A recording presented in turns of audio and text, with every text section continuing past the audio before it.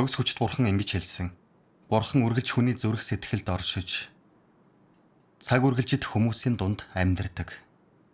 Бурхан хүний амьдралын хөдөлгөгч хүч, хүний оршин тогтнолын үндэс. Мэндэлснээс нь хойш хүний оршин тогтнолын баялаг хөрөнгө байсаар ирсэн билээ. Тэр хүнийг дахин төрөхөд хүргэж өөрөг бүрээ тууштайгаар амьдран харуулах боломж олгодог.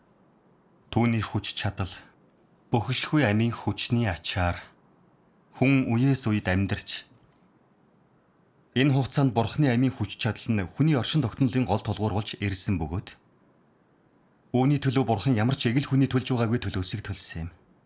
Бурхны амийн хүч нь ямар ч хүч чадлыг дийлж чадна. Түүнчлэн ямар ч хүч чадлаас давуу байдаг.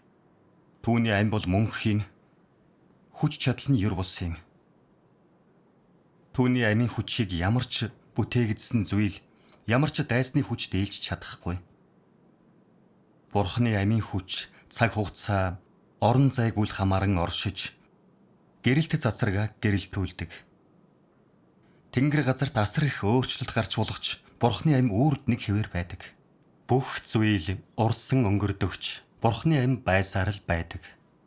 Учир нь Бурхан бол бүх зүйлийн оршин тогтнолын их сурвалж ба тэдний оршин тогтнолын үндэс билээ. Бурхан талархъя. Урд нь би энэ хэсгийг уншихдаа онлын хувьд л ойлгосон болохоос хэзээ ч үнэхээр ойлгож ухаараагүй юм. Хожим нь коммунист намд баривчлагдаад харигсаар эрүүдэн шүүгдэж сатаанд тамлуулж байхад Бурхны үгэл намайг үглийн савраас мултархад удаадараа замчилсан. Би Бурхны гайхалтай үйл хэргийг харж Бурхны үгийн эрх мэдэл бүгдийг даван гардгийг мэдэрсэн. Тэгэд Бурхныг баг зэрэг ойлгож итгэл минь нэмэгдсэн. Бурхан цанцралаа. Тэгэхэд 2006 он байлаа. Би чуулганд Бурхны үгийн номын хэвлэлтийг хариуцдаг байсан. Нэг удаа хүргэлтийн үеэр ном хүргэлт хариуцсан зарим ах эгч хөлсөлсөн хэвлэх газрын манд жолооч бүгд коммунист намын цагдаа нарт баривчлагдсан. Машинд байсан үгэн махбодоор илэрсэн номын 10,000 хувийг бүгдийг хураасан. Тэр жолооч биднээс урвсан болохоор эцэст нь 10 гаруй ах эгч баривчлагдлаа. Тэр хэрэг 2 мужид шуугиан тарж дараа нь төв хороо үүнийг хянж эхэлсэн. Хожим нь коммунист нам чуулганы удирдагч гэдгийг минь олж мэдээд ажлын минь сар хүрээг мөрдөхийн тулд зэвсгэлсэн цагдаа хүртэл байчилсан байсан. Тухайн үед тэд бидэнтэй хамтран ажиллаж байсан хэвлэх газрын 2 машин, 1 ачааны машин бас 65,500 юаныг бэлнээр хураасан байсан. Тэгээд бас хүргэлт тусалж байсан ах эгч нараас 3,000 гаруй юан авсан юм. Дараа нь цагдаа нар манайхыг 2 удаа нэгжсэн. Тэр болгондоо хаалгыг эвдэж, онгойлгож байсан. Тэд барьж авсан бүхнээ эвдэлж хэмхэлж, гэрийг маань ёстой орвон гор нэргүүлсэнтэй. Эцэст нь коммунист нам намайг баривчлаагүй ч гэлээ. Манай хөршүүд надтай холбоотой бусад хүнийг саатуулж, байга газрын минь албадан хэлүүлэхээр оролцсон байсан. Би хятадын коммунист намын баривчилгаа хавчилгаас зугтахын тулд алс хол байдаг хамаатныхаа гэрлүү 4-ээс аргагүй болсон. Гайхмаар нь намайг тэнд байсан 3 дахь орой нутгийн маань цагдаа нар орон нутгийн зэвсгэлсэн цагдаа эрүүгийн цагдаа нартай хамтарч 100 гаруй хүн хамаатны маань гэрийг юу ч гарахааргүй нэгт бүсэлсэн байлаа. Дараа нь цагдаа нар бааш наруу дайран орсон. 10 гаруй цагдаа миний толгоо руу бууга онлоод хөдөлгөл өхнө гэж мэдэрээ гэж нэг нь хашгирлаа. Тэд намайг гавлах гэж ив хавгүй яарцгаан. Баруун гарын минь мөрөн дээгүүр давуулан нугалж хойноос зүүн гарын минь зулгаасан. Тэгэд гавлж чадахгүй болохоор нэг гарыг минь дээш татах гэж нуруунд дээр хөлөө тавиад 2 бугууг нь хүчлэн гавлсан юм. Тэгэхэд тэсвэрлэхийн аргагүй өвдөж байлаа. Цагдаа нар надаас олсон 650 юанаа аваад чуулганы мөнгө хаана угааг асууж бүгдийг нь гаргаж өг гэлээ. Үүнд нь би багтартлаа ууралсан юм. Юуных нь ардын цагдаа байх вэ? Би бурхан итгэхтэй цуглаанд оролцож Бурхны үгийг уншиж үүргээ гүйцэтгсэн байтал намайг л баривчлахын тулд олноороо цуглаж эцсээ хүртэл явчихад бас чуулганы мөнгийг дээрэмдэж шамшигдуулахыг хүснэг нь энэ тоглоом биш шүү. Яг үнэн. Юм хэлэхгүй байгааг минь хараад нэг цагдаа ирж 2 удаа үнэхэр хүчтэй дэлсээд намайг өшгөж газар унгаасан. Тэгээд хөл бөмбөг шиг ээлжлэн өшгөлцгөөлөө. Би өвдсөндөө ухаан алдсан юм. Ухаан ортол төрсөн нутг руу минь буцаж байгаа цагдаагийн машин дотор явж байлаа. Цагдаа нар надад хүнд дөнгө зүүлгэж нэг талаас нь хүзүү, нөгөө талаас нь хоёр хөлийг маань гинжилсэн байлаа. Би унахгүй тулд эвхрэн урууга хараад цээж толгоогоо түшхээс өөр аргагүй байсан. Шаналж байгааг минь хараад цагдаа нар зүгээр л шоолон инээж элдв янзын доромжлол хэлсэн. Төгс хүчт бурханд итгэдэгээс минь болоод тэгж хандж байгааг би маш сайн мэдж байсан л та. Тийм шүү. Нэгүслийн эрен үед бурхны хэлсэн энэ ишлэл санаанд орсон. Хэрвээ дэлхийн ертөнц та нарыг үзэн ядвал та нарыг үзэн ядхаас өмнө намайг үзэн ядсныг мэдж ав. Яг үнэ. Намайг тэгж доромжлох тусмаа тэдний муу муухай байдал бурхныг үзэн яддаг сатаанлаг ёрын муу уг чанарыг улам тодорхой харсан. Тэгээд тэднийг бүрч үзэн ядсан юм. Би сэтгэлдэх залбиралдаа бурхныг тасралтгүй дуудаж ямар ч янзын эрүүшүүлэлтэд тулгарсан хамаагүй гэрчлэлд зогсож сатаныг шившгэлхийн тулд зүрх сэтгэлээ минь хамгаалаач гэж бурхнаас гуйлаа. Бурхан талархъя. Залбирсны дараа бурхны ийм үг бодогдсон юм. Бурхан миний дотор чимээгүй вэ? Учир нь би чиний бурхан. Та нарын цорын ганц золин аврагч. Та нар зүрх сэтгэлээ үргэлж тайван байлгаж миний дотор амьдрах ёстой. Би чиний хад, та нарын тулгуур гэсэн. Амен. Амен. Энэ үнэн. Хүний бүх зүйл бурхны мэдэл зохицуулалтаар байдаг. Бидний үхэх сэххийг бурхан л эзлэн шийддэг шүү дээ. Тийм шүү. Төгс хүчт бурхан ард минь байхад би юунаасаа айх юм бэ? Тийм шүү. Энэ бодол итгэлийн минь сэргээж харгас эрүүшүүлэлтэд нүүр тулахтаа бурхан түшгэлэхэд би бэлэн болсон юм. Амен. Бурхан талархъя. 18 цаг орчим замд явхад өвдөлтөөсөө болж хичнээн ч удаа ухаан алдсан бүүмэд. Нутгийнхаа цагдан хорих газарт очиход шөнийн 2 цаг өнгөрч байсныг л санаж байна. Хамаг биеийн цус царцсан юм шиг санагдаж гар хөл маш их хавгнаж мэдээ алдаад хөшж гисэн. Хөдөлгөж огт болохгүй байлаа. Тэр залуу өвчгсөн юм уу гэж 2 цагта миний талаар ярих нь сонсогдсон. Дараа нь тэд дөнгөнөөс зулгаан намайг доош татлаа. Гавын шүд мах руу шигдэж байгаа нь мэдрэгдээд намайг тэд машинаас чанга чирж гарган газар унгаасан юм. Би өвдснөөсөө болоод ухаан алдсан. Удалгүй нэг цагдаа намайг чанга гошиглон сэрээгээд цаазын ялтнуудын 20 хороонд ширүүхэн чирч орууллаа. Аймаар юм бэ. Тийм шүү. Маргааш нь өвч зэвсгэлсэн 10 гаруй цагдаа намайг цагдаа хорих газраас авч яваад хотын гаднах бөглөө газарт аваачсан. Тэнд өндөр хантай том хашаа байлаа. Үнэхээр өндөр хамгаалалтай харагдсан шүү. Зэвсгэлсэн цагдаа харуул зогсон. Хаалган дээр нь цагдаагийн нохой сурах бааз гэсэн байлаа. Өрөөнд ороход элдв эрүүшүүлтийн хэрэгсэл дэлгэсэн байсан. Үүнийг хараад цус царцах шиг л болсон. Цагдаа нар эхлээд намайг хашааны голд зогсоогоод битгий хөдөлгөж тушаасан юм. Тэгээд тор онгойлгож дөрвөн догшин нохой гаргаад над руу заан очоод аал гэж тушаалаа. Тэр дөрвөн нохой бүгд над руу зэрэлгээр дайран ирж би ч айсандаа нүдэ хурдхан аньсан юм. Мэгдэн зочиж толгойд өнгөнөж байлаа. Ганцхан бодол толгойд эргэлдэж байсан нь бурхан минь намайг авраачтай байлаа. Тэгээд зүрх сэтгэлдээ бурханыг ахин дахин дуудсан юм. Удалгүй тэр ноход зүгээр л хувцсыг минь хазалж байгаа болохоос намайг огт гэмтээгээгүй болохыг гинэт ухаарсан. Бас нэг нохой мөрөн дээгүүр налаад намайг үнэрлэж нүүр долоож байлаа. Тэр нохойч гэмтээгээгүй. Бурхан талархъя. Тэгээд би Библиэд гардаг иш үзүүлэгч Даниэлийн талаар гинэт бодлоо. Даниэл бурхныг шүтэн мөргөдөг байснаас арслангийн өрөнд хаягдсан. Гэхдээ бурхан түүнтэй хамт байсан. Бурхан тэнгэрлэгчүүдийг илгээж арслангуудын амыг тагалсан болохоор өсвөлэн арслангууд ямар ч хор хүргээгүй шүү дээ. Бурхан талархъя. Тэгж бодоод итгэл минь нэмэгдлээ. Бүх юм бурхны гарт байдаг гэдгийг мэдэрсэн. Тийм. Бурхан талархъя. Өөхөх сэххийг минь бурхан шийдэдгийгч бас. Бурхан талархъя. Тэгээд өнөөдөр амиа өгөх болвол нэр төрийн хэрэг болно. Би гомдлохгүй гэж бодлоо. Үхлийн хүлээс нь баригдалгүй. Бурхны төлөө гэрчлэл зогсохын тулд амиа өргөхөд бэлэн боломгцоо бурхны бас нэгэн гайхалтай үйл хэргийг би харсан. Цагдаа нарын хашгичх нь надад сонсогдож байлаа. Баяр алаач гэдэл. Гэхдээ ноход зүгээр л над дээр ирж хувцсыг минь хазалж намайг үнэрлэж долоочход эргэд гүйгээд явчихсан. Бурхан талархъя. Цагдаа нар нохтыг зогсоож эргүүлж дайруулах гэж үзсэн ч ноход сандарсандаа тарж зогтаад бас л хазаагүй. Цагдаа нар гайхацгаан ноход хазахгүй байдг нь яасан хачин бэ гэж хэлж байлаа.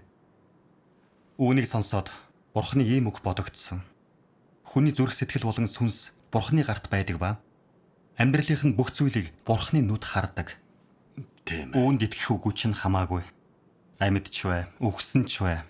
Аливаа бүх зүйл Бурхны бодлын дагуу хувирч, өөрчлөгдөж, шинжлэгдэн алга болдог. Энэ бол Бурхны бүх зүйлийг удирддаг арга зам юм. Амен. Амен. Цагдаагийн сүрэг нохтын дунд эсэн мэд үлдснэ нэ. Бурхан намайг чимээг өгөн хамгаалж төгс хүчин гайхалтай үйл хэрэгээ харуулж байгаагаас болсон юм. Тийм. Тэгээд Бурхан итгэх минь бүрч нэмэгдлээ. Бурхан талархах. Цагдаа нар юм өөрсдийнх нь санснаар нь болохгүй байгааг хараад намайг ирүүшүүлтийн өрөөнд оруулж ханнаас гавлан дүүжилсэн. Тэгэхэд хоёр бугуй хугарчих шиг гинэт час хийсэн өвдөлт мэдрэгдлээ.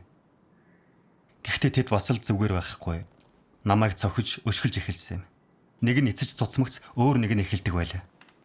Би хөхнэц болтлоо зодуулж маш их цус алдсан. Орой улсан ч тэд намайг зүгээр байлгахгүй л байлаа. Нүдээ жаахан анмигцэл цахилгаан бороохойгоор цохиж чамайг ухаан алдуулах юм бол би яг тэр аргаар нь сэргэн гэж нэг цагдаа намайг цохингоо хэлсэн. Харгас юм.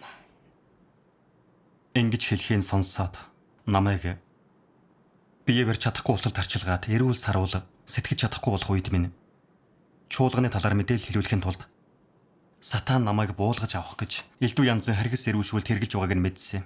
Тэгвэл тэд ахагч нарыг баривчилж чуулганы мөнгийг хурааж чадах байсан. Яста зөв юм. Тийм шүү. Би өвдөлтийг тэсвэрлэн шүд зууж дүүжлүүлсэн ч сатаанд хязээч бууж өгөхгүй гэж өөртөө анхааруулсан. Тэд намайг дараа өдрийн үүр цайтал тэгж яруудсаар л байсан. Би ямар ч тэнхэлгүй болж өхвөл амс хийх юм шиг санагдаж цааш тэсвэрлэх ямар ч эрч хүчгүй боллоо. Тэгээд өө бурхан минь махан бие минь сул дорой болохоор цаашид үүнийг үнэхээр тэсвэрлэж чадахгүй байна. Намайг амьсгаатай сэрүүн сэхэтэ байгаа дээр сүнсийг минь аваач гэж танаас гуй би юудаас болж танаас урахгүй гэж зүрх сэтгэлдээ Бурхныг дасралтгүй дуудаж байсан. Залбирсны дараа Бурхны эдгээр үг бодогдсон юм. Бурхны ажлын энэ шатанд Бурхан мах бодод ирж улмаар агуу улаан лууны оршин суудаг газарт төрсөн учраас энэ удаа газар дээр ирснээр тэр урдынхаас ч илүү ноцтой аюултай нүур тулдаг. Түүний нүур тулдаг зүйл нь хутга буу бороохой. Түүний нүур тулдаг зүйл нь сорилт. Түүний нүур тулдаг зүйл нь харгас санаархлаар дүүрсэн хүмүүс юм. Тэр хэдийдэж алуулж болох эрсдэлтэй байдаг. Бурхан бол бүтээгч. Бурхан дээдийн дээд маш хүндтэй. Бурхан 2 удаа махбод болж үннийг илэрхийлж хүн төрлөختнийг аврахын тулд асар их доромждол туулж цаг үргэлж сатааны мөшгөлд хавчилгад өртөж шашны ертөнцид яллагдан гологдож хоёр үеийнх нь хоёуланд нь гологдсон. Бурханы зовлон асар их байсан. Бурханы хайрын тухай бодоод сэтгэл маш хөдөлсөн болохоор би амьсгаатай байгаа цагт гэрчлэлд зогсож сатаныг шившгэлнэ гэж сэтгэл шулуудсан юм. Бурхан талархъя. Удаан ам нээхгүй өршөөл гуйхгүй байгааг хараад цагдаа нар намайг өгтлэн зодчиход тайлан өгч чадахгүй байхыг гэж айсан. Тэгээд зодхоо болж зүгээр л дахин 2 өдөр 2 шөнийн турш ханнаас дүүжлээтэй орхилоо. Тэгэхэд цаг агаар үнэхээр хүйтэн байсан. Би үнэхээр нэмгэн хувцастай шалб норсон байсны дээр олон хоног юу ч идээгүй байсан. Цаашид тэсэж чадахгүй мэт санагдж байлаа. Яг тэр үед цагдаа нар миний сэтгэхүйд нөлөөлж тарих угаах гэж сэтгэл зүйч авчраад бас нэг арга мэхээ туршсан юм. Та эцэг ихтэй. Өөрийн үр хүүхэдтэй одоо ч залуугаараа байна. Баривчлагдсанаас ч хойш танаа удирдагч бусад итгэгч таныг огт хайхарсангүй. Тэдний төлөө ингэж зовхон тэнэглэл биш үү гэж сэтгэл зүйч хэлсэн. Эдгээр худал хуурмгийг сонсоод би ахагч нар маань намайг эргэх гэж ирвэл шууд л өрхөнд яваад орчихно үсттэй. Тийм ээ. Та эдгээр арга мэхээр намайг хуурч уригтаж ах эгч бидний харилцааг далимдуулан Бурхныг буруугаар ойлгож буруутгаж голоход хүргэх гэж байна. Үүнийг чинь зөвшөөрөхгүй гэж бодсон. Бурхны хамгаалтын ачаар би сатаны залмихийг нэвт харж хууртаагүй юм. Сэтгэл зүйч аргаа бараад толгой сэгсрэн энэ залууч өнгөрчээ. Бид яасан ч вэ? Юу ч хэлүүлж юрч чадахгүй юм байна.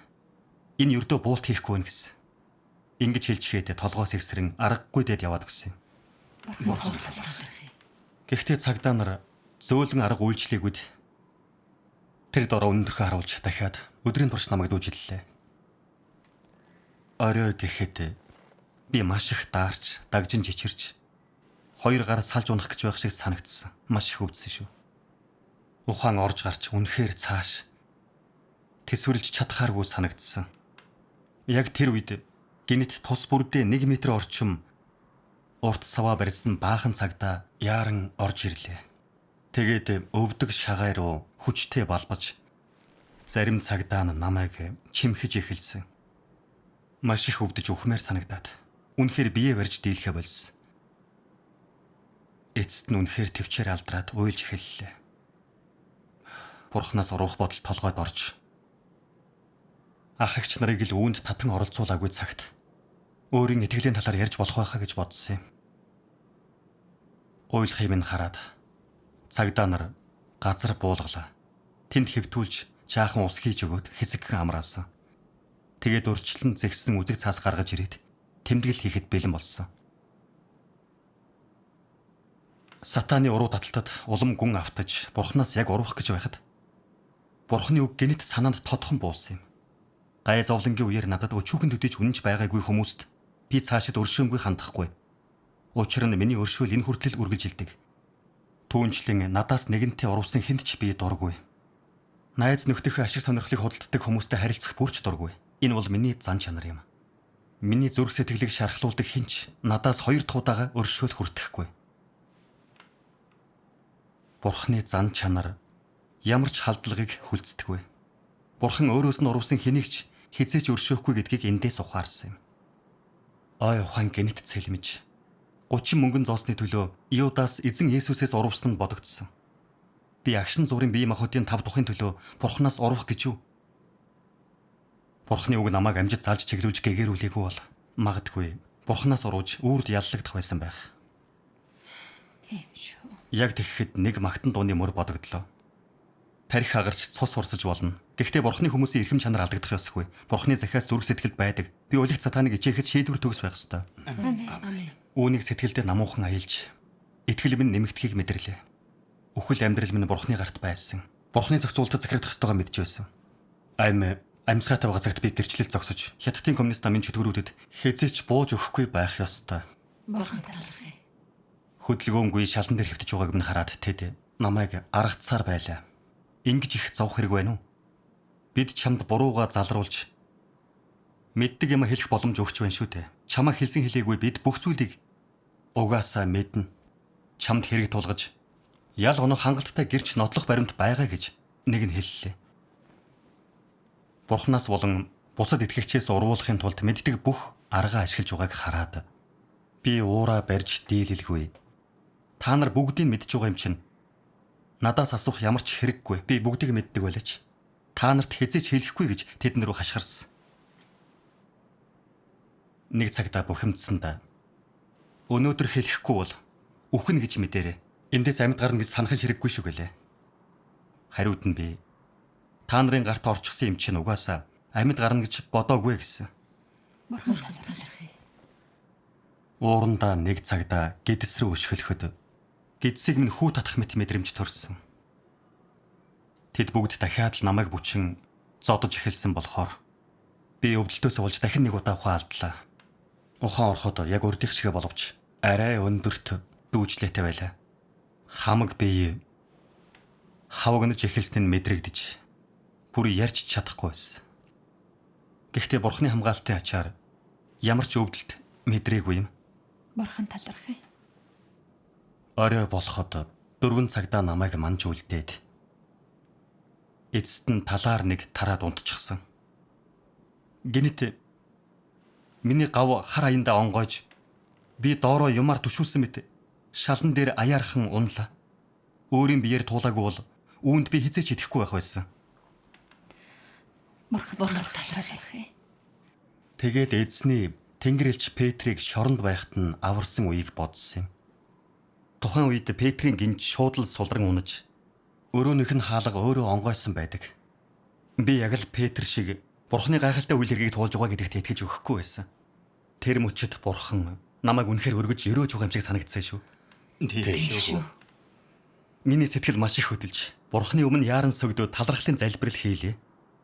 Бурхан минь, намайг өршөөж харж хандж байгаад талархъя. Тийм. Сатаны ирүүшүүлтээс болж маш олон удаа амиа алдах төгөхөд тэр булган та намайг чимээгүй хамгаалж, Тийм. төгс хүчин гайхалтай үйл хэрэгээ харууллаа гэж хэлсэн. Тийм ээ. Ингэж залбираад маш их сэтгэл хөдөлж сэтгэл уйг байсан.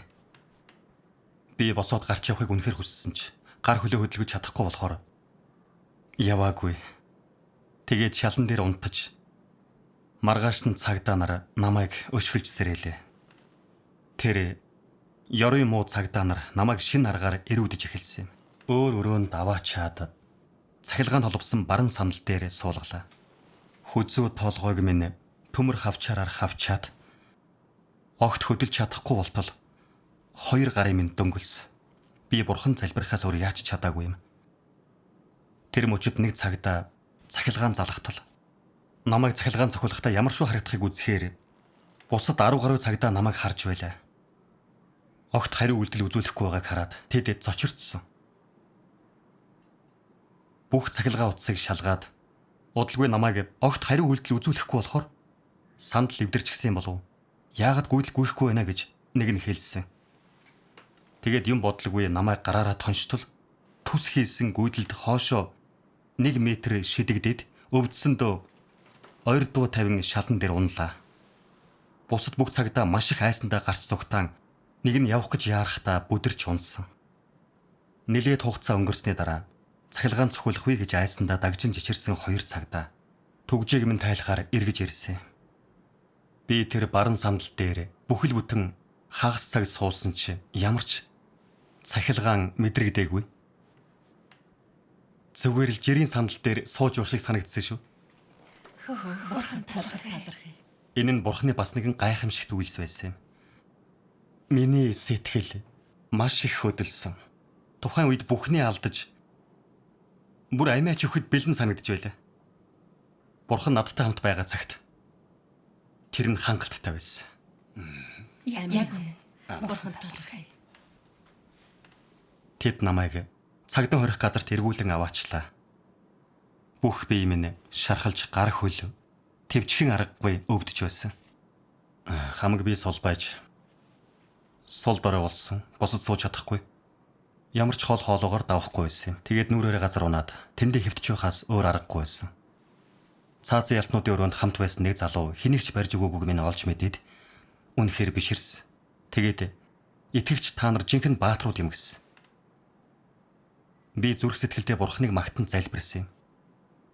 Дараа нь цагдаа нар бусад хоригдлоор намайг зодуулж тамлуулах гэсэн чи гайхмаар нь тэд миний талд орж намайг өмөрсөн.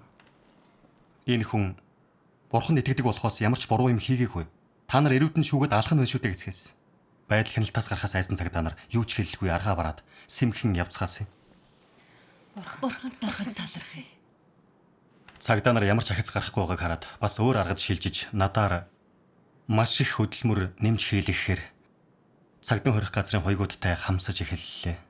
Тэд надаар боодлуулгын 1600 хуудас тугалган цаас шатдаг цааснаас бүрддэг талигажтын араас шатаадаг цаасан сэхүүс өдөр болгон 2 боодлыг хийлгдэг байсан. Энэ нь бусад хоригдлын хийх ёстой ажлаас 2 дахин их байсан. 2 гар үнэхээр их өвдөж юу ч өргөж чадахгүй байснаас гадна шүнжин ажиллаад ч тэр бүхнийг дуусгах аргагүй байсан. Цагдаа нарын шалтгаар далимдуулан надад бие махбодын шийтгэл оноож нэг бол хас 20 хэмнэ хүйтэн шүршүүрт алавдан оруулна, аль эсвэл шүнжин тасралтгүй ажиллуулж урт хугацаагаар манан зогсоодог байлаа. Шүн болгон би 3 хүрэхгүй цаг унтдаг байсан. Тэр цагдаа хорих газар 1 жил 8 сарын туршид ийм маягаар зовсон доо. Дараа нь Хятадын коммунист нам ямар ч нотлох баримтгүйгээр гаж урсгалын байгууллага ашиглан хууль захиалгад саад хийсэн гэх хэрэг тулгаж 3 жилийн хорих ял оноосон юм. Суллагдахад чи орон нутгийн цагдаагийн хэсэг нягт тандсаар байсан. Хүссэн гадраа явж болохгүй, дууд мөцөнд очиход бэлэн байх ёстой байлаа. Ямар ч хувийн эрх чөлөө гэж байгаагүй.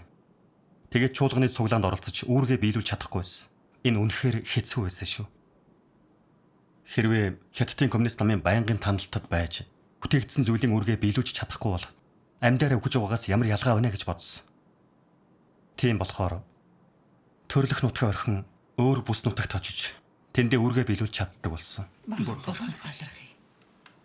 Хятадын коммунист намын харгас хавчлагын энэ туршлага ой тоонд гүн үлдсэн. Тэдний ёрын муу царай Бурхны эсрэг чөтгөрлөг эсэргүүцэл хүмүүсийг хорлдог аргыг үзээд голдоо ортол үзий яддаг болсон. Бас би Бурхны гайхалтай үйл хэрэг төгсгөч нь дээд эрхийг нүдээр үзсэн юм. Тийм ээ. Сатааны савраас мултлахын тулд Бурхны гайхалтай үйл хэрэг л намайг хамгаалж үхлийн савраас намайг булан авсан юм. Бурхан талархъя. Хятадын коммунист намын харгас хавчлагын туршид Бурхны үгэл намайг залж чиглүүлж Бурхны амийн хүчний дэмжлэгээр л би амь голтой үлдсэн. Энэ нь Бурхныг дагах итгэлийг минь бэхжүүлсэн юм. Бүх алдарсуу төгс хүчит Бурханд байг. Бурхан талархъя. Амен. Бурхан талархъя. Тийм ээ. Тийм ээ.